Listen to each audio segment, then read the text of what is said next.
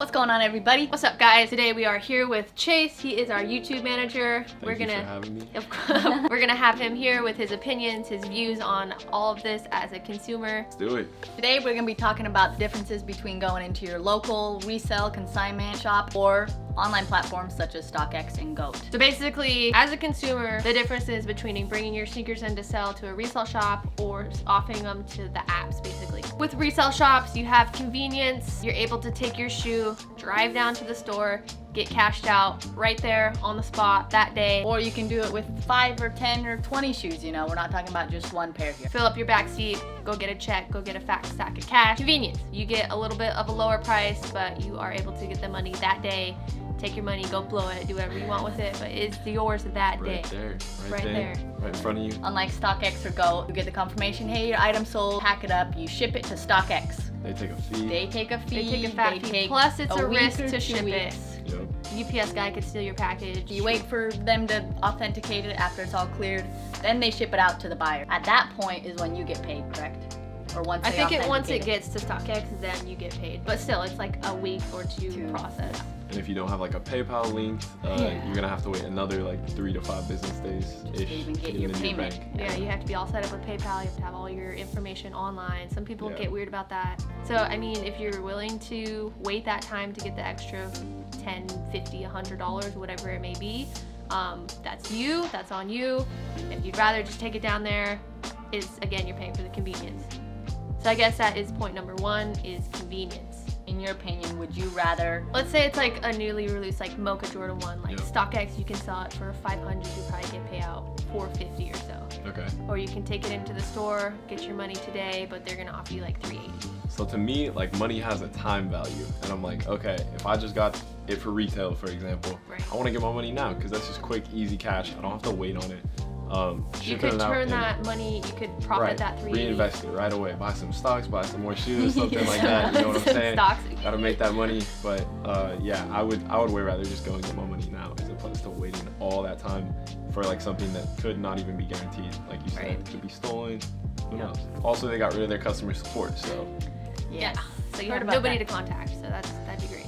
All right, the second point we're gonna talk about is trades. Say you've got 5 GRs, whatever they are, but you really want this Off-White Chicago, or you really want this shoe that's $2,000. You don't have $2,000 to spend on that right now, but you have 6 shoes in your closet that you're not wearing. That equal up to $2,000. That equal up to that item. You can't message StockX, hey, I'll trade you guys my 6 pairs of shoes for this one. No. Once used, it has a little poopy wheel on the bottom. Yeah, exactly. So you go into your local resale shop, say, hey, I've got these. They'll give you a in-store credit for those amounts. And then you take that and you go shopping in their store. Regardless, it would be a little bit less than what you're gonna get on StockX, but you're not able to trade with StockX. You go into your local resale shop.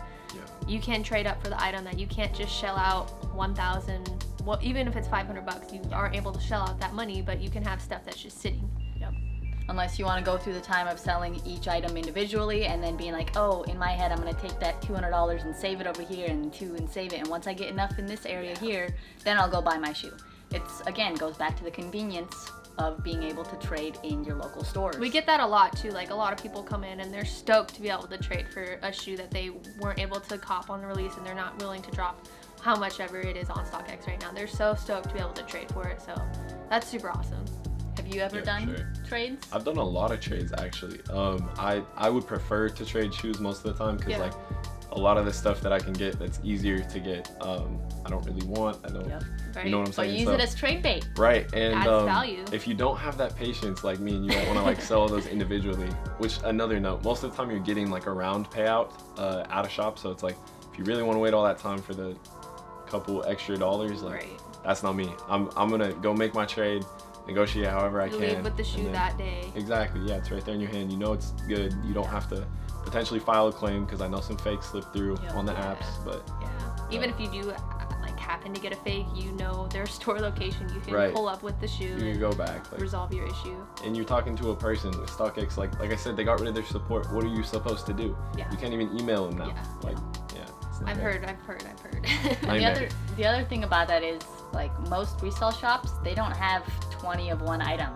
So if you're following them on Instagram or whatever their database for inventory is, and you see this shoe in your size, Like, you better hop you on better it before it's freaking gone. load your car up with whatever you need and head down there, because I know with our shop, like if we get a size 12 black toe union, I know that's going to be gone because Gone that's a before. rare size. Not a lot of shops in our Awesome. area do get higher end shoes like that, so those shoes for us, like, they move well, and we usually end up taking a trade on it. So if you guys have a bunch of shoes in your closet that you probably even forgot are there, or you just have shoes that you haven't sold, it's a good thing to be able to take them into a resale shop, trade up for what you want, cash out, whatever it may be. And you're supporting local. definitely. Yeah, Yeah. we forgot about that part. Support your local businesses, guys. I know a lot of sneaker shops are starting to pop up in a lot of different cities, so make sure to go support your local resale shop, guys. With that being said, I know there are a lot of people on the other side of the spectrum. For the StockX side, you don't have to meet with anybody. You don't have to Leave go- your house. Yeah, you don't have to leave your house basically unless you were going to ship the item, but contactless items. But when you are selling to StockX, it is a contactless process. You don't have to talk to anybody. You don't have to meet with anybody. It's all digital. You print your label, you put it in a box, you ship it out, you get paid when you get paid. And some people like that. They don't want to talk to somebody and negotiate back and forth about pricing. They have their set price that they want. They'll wait however long it takes to get that price, and that's fine. So it kind of just depends what end you're on. If you want that quick, easy cash, or if you want to hold out, you don't want to deal with anybody, you don't want to go anywhere, StockX or GOAT might be the route for you. All right, Chase, I know you've really wanted like the Shatter Backboard 1.0, right? Been looking for them forever. I slept. I had a pair. They got too small. Had to ship them out. You know, growing pains. But yeah, I've been after them. And here's the deal: is like you see them in person, you're like, okay, this could be higher than the ask you see on StockX or GOAT or whatever. Yeah. But you don't actually click the buy button. If you click the buy button, it's gonna add a ton of money in fees. Sometimes. Let's look it up. Yeah. Yeah. I know 12, we right? just sold a pair in store for, I think it was $1,600 plus Yeah. shipping.